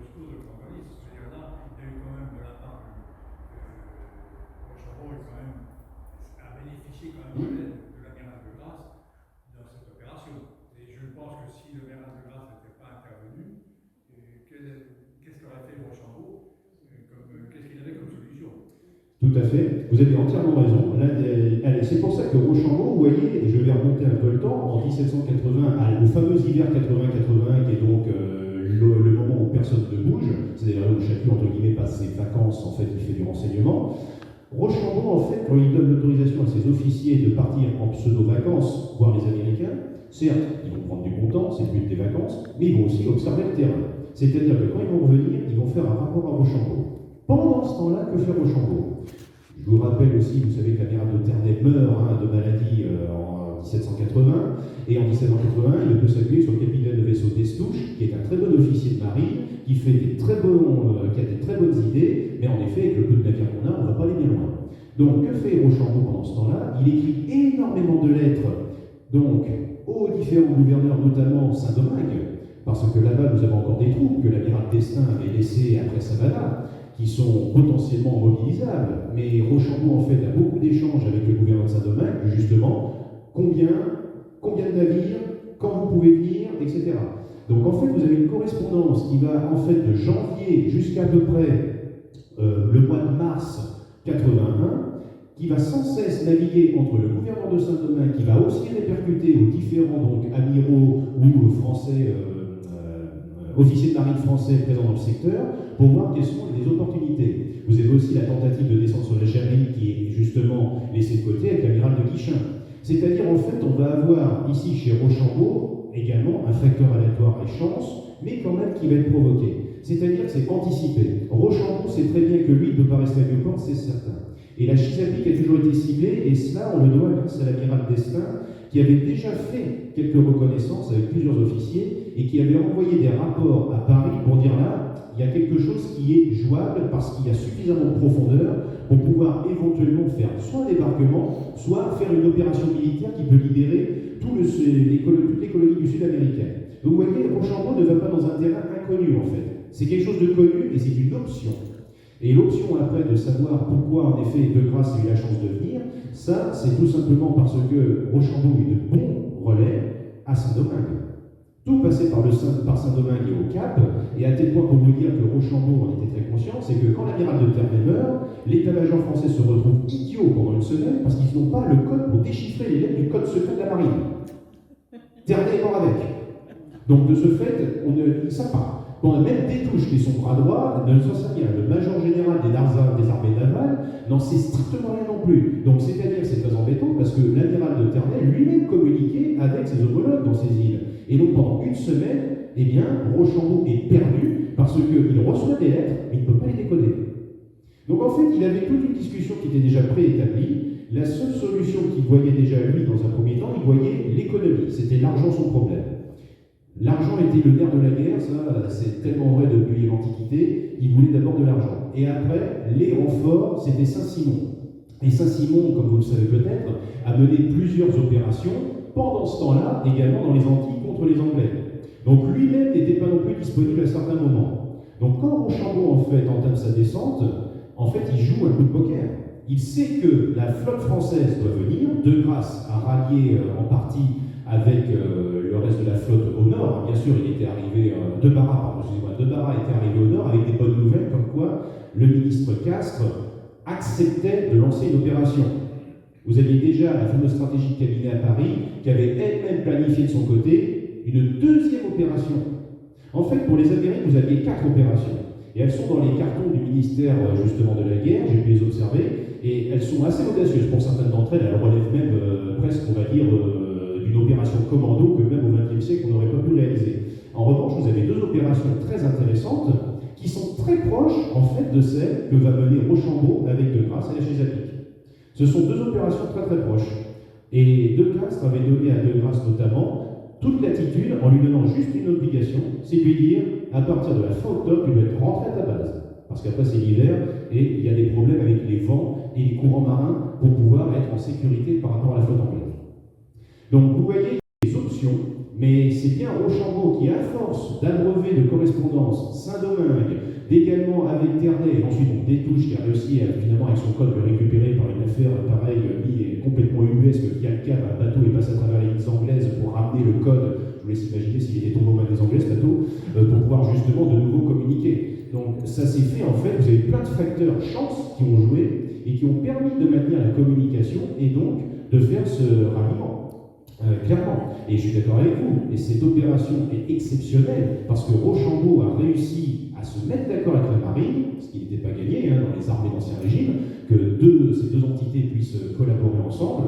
Les deux se sont mis d'accord. Mais De Grasse a bien dit à Rochambeau, moi, tout ce que tu feras après octobre, tu ne comptes plus sur moi. Il lui avait bien dit. Rochambeau avait le couteau sous la gorge. Donc, de ce fait, ça a été un accord entre deux personnes qui se sont dit, oui, le plan est viable. Et c'est vrai que De Grasse a réussi parfaitement son opération. Mais je vous ai dit, De Grasse avait été envoyé au préalable pour effectuer une opération navale par le maréchal de Castres, enfin le ministre de Castres, il va devenir maréchal après. Donc oui, ça a été beaucoup de chance. Mais également, De Grasse a compris ce que voulait Rochambeau et s'est dit, en effet, il y a moyen que cela réussisse. Et Destouches a joué aussi un grand rôle avec Barras pour convaincre De Grasse de dire, oui, ça peut fonctionner cette histoire. Parce que je vous rappelle que Destouches avait tenté d'aller à la Chesapeake au mois de mars 81. Ça s'était arrêté avec le fameux combat naval où les Anglais leur avaient bloqué le chemin en cours de route. Néanmoins, la Chesapeake est un endroit parfaitement connu des marins. Du moins, aussi bien à Paris que des marins qui sont sur le terrain, sur leur navire. Donc, pour De Grasse, c'était une option tactique qui était en effet acceptable. Il fallait juste que l'infanterie garantisse sa présence. Et comme Rochambeau lui avait promis que l'infanterie serait à telle date à Williamsburg, vous avez donc pu avoir, en effet, après, la parfaite alliance, conjugaison, à la fois de la victoire navale de la Chesapeake en septembre et l'arrivée des troupes françaises également. C'est vrai que tout ça, ça relève de personnalité. Rochambeau ne l'avait pas anticipé. Il l'espérait, clairement, c'était l'option qu'il espérait, et je suis d'accord avec vous. Si jamais De Grasse n'avait pas réussi la Chesapeake, par exemple, aurait-il pu faire ce qu'ils ont fait? La réponse est clairement non, puisque les 2/3 des forces françaises ont été amenées par bateau, justement, escortées par la flotte de l'amiral De Grasse pour faire le tour de Yorktown, arriver par la rivière de James et débarquer à Williamsburg. Donc clairement, oui, ça relève aussi de beaucoup de chance. Ça relève de beaucoup de chances que tout se soit bien goupillé au même instant, au même endroit. Et je vous dis, Rochambeau ne pouvait que l'espérer. Mais à ce niveau-là, justement, vu les communications de l'époque, ça relève de l'exploit et de la chance. Et je vous dis, je pense que beaucoup d'officiers se rendirent compte qu'ils ont dû y voir un signe du destin pour la revanche vis-à-vis des Anglais, c'était presque Dieu qui leur donnait. Parce qu'on avait aussi le côté religieux dans l'affaire qui n'était pas non plus à laisser de côté. Mais en tout cas, De Grasse, la marine, avec De Grasse, a un rôle fondamental. Sans marine, il n'y a pas de guerre d'indépendance américaine. C'est clair. J'avais juste une question, mais vous y répondez en partie. Ça aurait été intéressant de poursuivre en montrant comment toutes les qualités de Rochambeau, justement, ont été mises en pratique dans cette guerre en Amérique. Alors, je peux vous y répondre, bien sûr. Les pratiques de Rochambeau ont été mises clairement en pratique par les deux frères Vioménil, qui sont donc les deux maréchaux de camp. Il en a trois, il a Chapelu, major général, et les deux autres qui sont, on va dire, les maréchaux de camp opérationnels de combat, qui sont les deux frères Vioménil. Et eux, en effet, sont totalement dans l'objectif de Rochambeau. D'ailleurs, il y a cette histoire à Newport, quand Rochambeau part avec De Ternay pour aller à Hartford rencontrer pour la première fois Washington. Il laisse le commandement au baron de Vioménil qui continue par exemple les travaux de fortification initiés par Rochambeau, en suivant ses recommandations et celles des ingénieurs avec qui Rochambeau avait donné un peu aussi ses idées qu'il avait eues. Donc là, vous avez une mise en pratique. Pareil, lorsque le baron de Vioménil aurait dû débarquer lors de cette bataille de mars 80, finalement il n'a pas débarqué, ils sont restés sur les bateaux.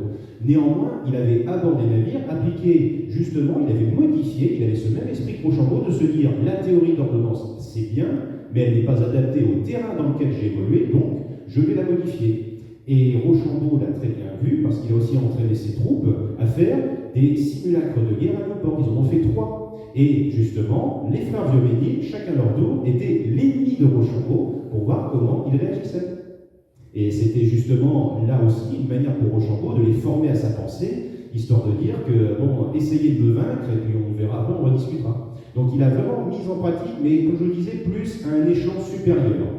En matière de discipline, par contre, Rochambeau a aussi donné des consignes très claires sur justement la désertion, sujet qu'il connaît bien depuis 1764. Il a clairement signifié quels étaient les châtiments qu'allaient recevoir les soldats selon les différentes conditions. Néanmoins, il est quand même limité à une chose, c'est que, comme je vous ai dit, ce n'est pas lui qui doit faire le rôle de policier. C'est son major général, Châtelu. Ça veut dire qu'il ne peut pas le court-circuiter, si vous voulez. En revanche, il va être confronté à des problèmes qu'il ne va jamais avoir jamais eu auparavant. C'est-à-dire que vous allez avoir des querelles de personnes, et la Rochambeau, je vous dis clairement, va se retrouver idiot. Il va se retrouver idiot parce qu'il ne va pas oser prendre des décisions, et ça va même d'ailleurs être mis sous le tapis. J'ai 2 exemples en tête, un officier qui se suicide à cause du comte de Custine. Un officier du régiment de Saintonge qui est déshonoré par son colonel, qui ne peut pas obtenir justement satisfaction ni justice devant le comte de Vioménil, qui doit normalement être l'intermédiaire pour être l'arbitre, le médiateur. Il n'arrive pas à se mettre d'accord. La veille que doit arriver Washington de la grande revue de parade en vente uniforme, l'officier se suicide. Évidemment, dans l'état-major qui était prêt à recevoir Washington le lendemain, je vous laisse imaginer l'ambiance qu'il y avait là-dedans. Parce que tous les officiers du régiment de Saintonge voulaient la tête du colonel de Custine. Et Rochambeau, là, était bien embêté parce qu'il n'a pas su, et puis j'ai envie de vous dire, qui saurait gérer un événement comme ça, quand vous avez en fait une affaire ici régimentaire qui était en train de macérer là, depuis plusieurs temps, depuis quelques mois, et qui soudainement éclate au pire moment. Donc, l'état d'esprit de Rochambeau, en fait, est plus vers ses officiers désormais quand il est général, et essaye justement de leur faire comprendre que la modération, il le disait lui-même au duc de Lauzun, hein, le zèle oui, l'ardeur non. Hein, il lui a bien dit, et il a essayé. Je dis bien, il a essayé, avec plus ou moins de succès, mais le fait qu'il ait réussi, qu'il ait fait bouger les troupes, et le succès de Yorktown, tous les officiers lui ont pardonné tout le reste, si vous voyez ce que je veux dire. C'est-à-dire que sa méthode, en fait, en tant qu'officier général, il découvre aussi de nouvelles choses qu'il n'avait jamais eu jusqu'à présent l'occasion de tester. Et comme je vous dis, un officier général ne peut pas être un sergent, il ne peut pas être toujours les mains dans le cambouis, il doit apprendre à déléguer. Et cette délégation, eh bien, elle a marché plus ou moins bien. En revanche, là où il a réussi, c'est qu'il a établi un état d'esprit qui, par contre, a été très bien suivi par les troupes françaises. Et c'est pour ça que les Américains applaudissent nos troupes à chaque fois qu'elles défilent, parce qu'elles sont disciplinées et ordonnées et propres en même temps, parce qu'on sort les grands habits tout neufs et tout propres, évidemment, à cette occasion. Mais c'est justement ça, au moins, qui a marqué l'état d'esprit, c'est que le comte de Rochambeau, de ce point de vue-là, au niveau des troupes, les soldats savaient à qui ils avaient affaire, parce que Rochambeau, en tant qu'inspecteur, avait eu le temps de connaître beaucoup de régiments.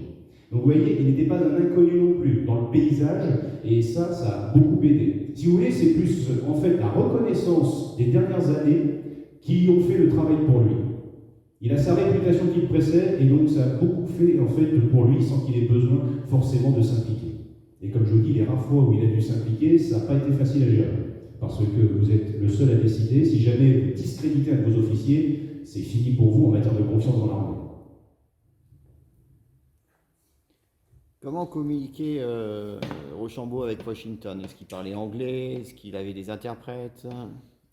Alors, tout à fait. Alors, il ne parlait pas anglais. Quand Rochambeau arrive aux Amériques, il ne parle pas anglais. C'est pour ça qu'il avait pris Fersen, qui parlait plusieurs langues et qui lui servait d'interprète initial. Il y a eu aussi donc, le major général de Châtelu, qui servait aussi d'interprète dans des circonstances un peu plus secrètes des délibérations. Et par la suite, après la guerre d'indépendance américaine, il y a quelques échanges qui ont lieu entre les deux. Washington donc, comprenait le français sans problème.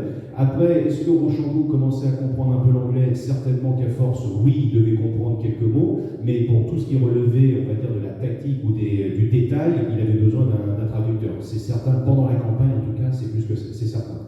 Les deux personnages ont besoin d'un interprète à côté d'eux pour pouvoir précisément se mettre d'accord.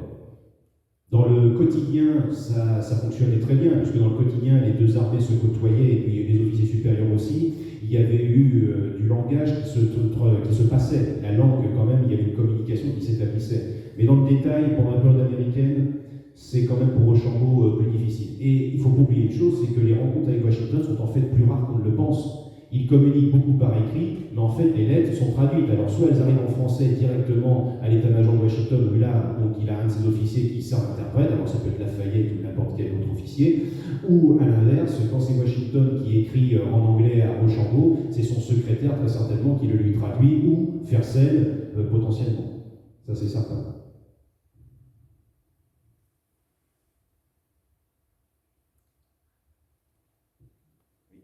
J'ai une petite question pour sortir un peu de la période américaine. Bien sûr, ça va partir sur les sources. Voilà. Lorsque tu dis qu'après son départ de la cour, il part avec les dernières ordonnances de l'infanterie, etc., Oui. Où trouves-tu l'information, ou alors est-ce que tu l'as déterminé à partir d'autres archives indirectes?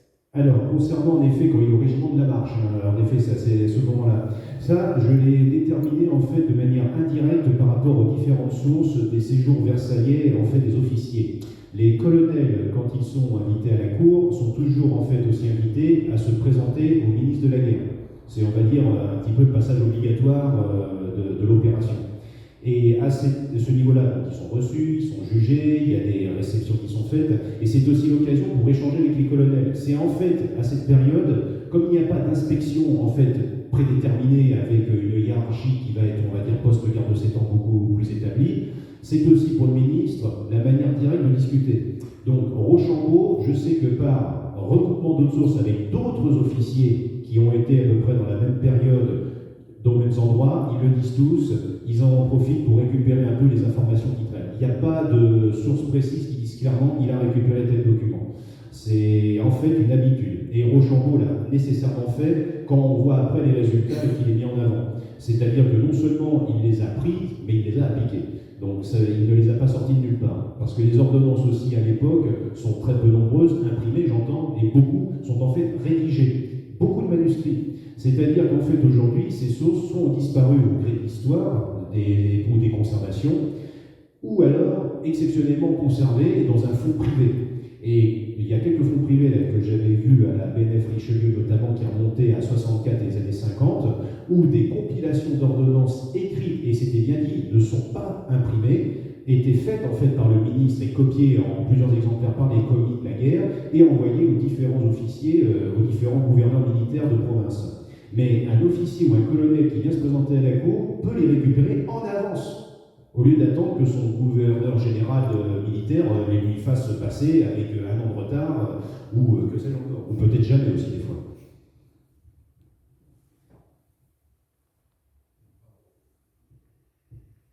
Quelle est l'image de Rochambeau aujourd'hui à travers, par exemple, ce qu'en disent les historiens américains? Est-ce que son image a survécu à travers le temps? Est-ce qu'elle s'est, je ne sais pas, est-ce qu'elle s'est glorifiée? Alors, elle remonte. Voilà, je vais être très simple, mais je peux développer. Elle remonte. Évidemment, donc, je ne vais pas remonter en 83, puisque, comme je vous ai dit, il s'est lui-même mis en retraite. C'est son caractère. Il a fait le travail, il est récompensé pour, et il retourne à sa vie quotidienne de militaire. À la différence d'un Lafayette qui a complètement travaillé sa gloire et sa communication, et forcément lui qui en a profité à la Révolution pour se mettre en avant. Et aujourd'hui, par contre, Rochambeau regagne justement en estime et surtout regagne aussi dans le champ historique, parce que ce personnage, justement, on se rend de plus en plus compte qu'il est déterminant, capital, il est même central, il est majeur, bien plus que d'autres noms qui ont traversé l'histoire avec plus de grandeur, si je puis dire. Donc oui, ça remonte. Après, chez les Américains, il y a aussi un autre problème, mais ça, c'est de la politique, et ça, j'ai pu le sentir aussi auprès de certains Américains, pas tous, hein, mais ça existe, donc c'est pour ça que je vous le dis. Vous avez des personnes aussi, justement, qui n'aiment pas trop que le rôle de Rochambeau soit trop mis en avant, parce que ça soulève des questions qui pourraient être un petit peu, on va dire, problématiques. Parce que, justement, le rapport Washington-Rochambeau en matière stratégique, Washington a capitalisé politiquement après Yorktown, en disant « c'est nous qui allons gagner ». Mais en attendant, je vous ai dit, en termes de stratégie tactique, les parallèles et les tranchées, que ce soit des uniformes américo-français qui les aient creusés, ceux qui commandaient ces personnes étaient des Français à la base.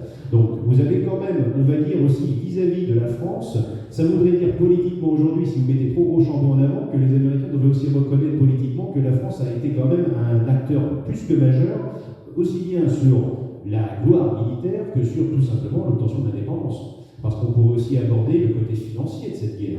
Et je ne parle pas de la finance globale, je parle de la finance de terrain avec l'armée de Rochambeau. Il ne faut pas oublier que nous avons quand même financé, et j'insiste sur ça, quasiment tous les forts de guerre américains. Les Français le disent tous, on arrive dans le territoire, la monnaie perd de 60 à 70% de sa valeur. Ça veut dire qu'en fait, vous payez rubis sur l'ongle des denrées pour vous nourrir ou pour le fourrage des chevaux, qui épuisent en fait les finances en l'espace de quelques mois. Rochambeau avait pris pour 6 à 7 mois de finances, en l'espace de 3 mois, tout est bouffé. Et lui-même le dit dans une correspondance de manière presque ironique, on va se retrouver à faire des comptes de petits-enfants, parce qu'il n'y a vraiment plus rien en caisse. Et parce qu'il a fallu traiter avec le papier continental sa dévaluation, et Holker, qui était donc un Français envoyé aux États-Unis, qui était chargé, comme ça avait été démontré, de créer un appareil militaro-industriel pour préparer l'arrivée des Français, ben, ça a coûté quand même beaucoup d'argent au roi pour pas grand-chose. Rien qu'en parlant par exemple des charrettes et des chariots et des chevaux livrés à l'armée française, les commerçants ont donné les meilleurs chevaux à Rochambeau, et tout le reste après, ben, c'était des vieilles carnes. C'est-à-dire que les officiers n'en voulaient pas. Ils n'en voulaient pas. Quant aux chariots, ils n'étaient pas du tout bien construits, et les soldats charpentiers passaient des journées entières à refaire les essieux et les roues. Donc en fait, tout le prix qui avait été payé, je vous dis, ça a permis de financer beaucoup d'Américains, ça a permis de financer la guerre américaine, parce qu'en plus de ça, vous aviez un taux de change qui dépendait de chaque État. Nous, on dépendait de Boston, mais par exemple, vous alliez à Philadelphie, il y avait le congrès, le taux était plus intéressant. C'est pour ça que la Luzerne a essayé de dire venez passer par moi, sauf que vous rallongiez de 2 mois la transaction. Donc on a en fait l'implication des Français au-delà même de Rochambeau, même si c'est lui, bien sûr, avec son intendant pour le coup, la de Tarlet, qui prenait les décisions finales, a joué énormément aussi. Ça a joué énormément. Et je vous dis, les Américains auront un peu de mal à le reconnaître aussi, ça. Auront un peu de mal à le reconnaître, pour certains en tout cas. On a aussi le côté espagnol dans l'histoire, parce que maintenant nous avons aussi des historiens espagnols qui commencent aussi à parler de l'implication des Espagnols. On appelle Sacola, évidemment, qui est leur fait de gloire, un fait militaire, mais tout le reste également. Et aussi les problèmes une nouvelle fois, le siège de Milan qui va lamentablement échouer cette fois-ci parce que la flotte espagnole ne joue pas son rôle, ou alors la Jamaïque aussi. Enfin bref, vous voyez, tous les pays commencent à s'y intéresser, mais on va ressoulever de vieilles questions, et de vieux problèmes et de vieux contentieux qui n'ont pas été résolus à l'époque. Mais c'est ça qui est aussi le but du jeu qui est intéressant. C'est qu'on va peut-être avoir aussi, on va découvrir de nouvelles choses sur cette guerre et dans ses détails. Et il y a des sources, elles sont juste dispersées. Les sources de Holker sont aux archives diplomatiques, il y a des collections complètes de ces échanges, justement, pour voir à quel point c'était problématique cette affaire financière. On a les papiers de la Luzerne aussi, et puis de tous ces agents également. Enfin, on a vraiment en fait un réseau énorme. C'est ça en fait qu'il faut se rendre compte, c'est que Rochambeau aux Amériques, il est officier général certes, mais avec la Luzerne, il doit gérer des problèmes économiques, diplomatiques, alors que de base, il n'a jamais eu un officier général en Allemagne pendant la guerre de 7 ans s'occuper autant de ces détails en fait. Et lui, il est contraint par nécessité. Et c'est ça en fait qui fait aussi toute l'importance des Français et de Rochambeau dans cette histoire. Mais lui-même, s'il n'en a pas parlé, il est déjà discrédule et il savait pertinemment qu'il ne fallait surtout pas en parler.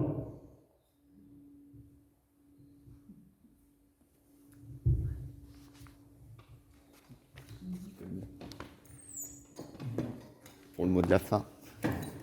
On peut applaudir notre conférencier. Le temps que moi.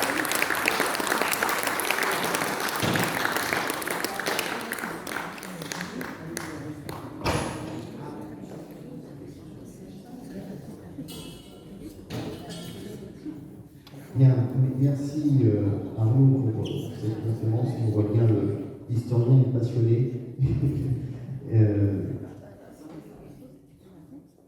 La logistique. Ouais, c'est toujours important la logistique. Et donc pour conclure cette conférence, il se trouve que dans le cadre de mes recherches, je suis tombé sur un document qui pour moi peut vous intéresser, mais je pense que vous le connaissez. Pour Nathalie, je pense que c'est aussi un document qu'elle connaît, mais en tout cas qu'elle n'a pas au château, et donc je me devais de l'imprimer. C'est ni plus ni moins le contrat de mariage du maréchal de Rochambeau avec mademoiselle Thérèse d'Acosta. Et donc c'est un document qui se trouve aux Archives nationales et qui fait 17 pages et que j'ai pu imprimer cette semaine. Et donc je vais en donner un exemplaire à Nathalie et un exemplaire à Arnaud. Voilà. Merci en tout cas Arnaud d'avoir fait le déplacement. Merci d'avoir répondu à l'invitation de l'association Les Amis de Rochambeau et de l'association France-États-Unis. Merci de passer une excellente soirée. Très bien.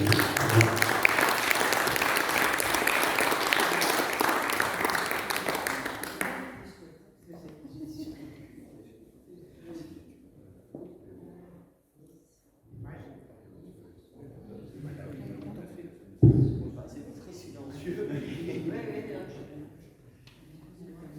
Si vous souhaitez venir voir le costume de monter sur scène.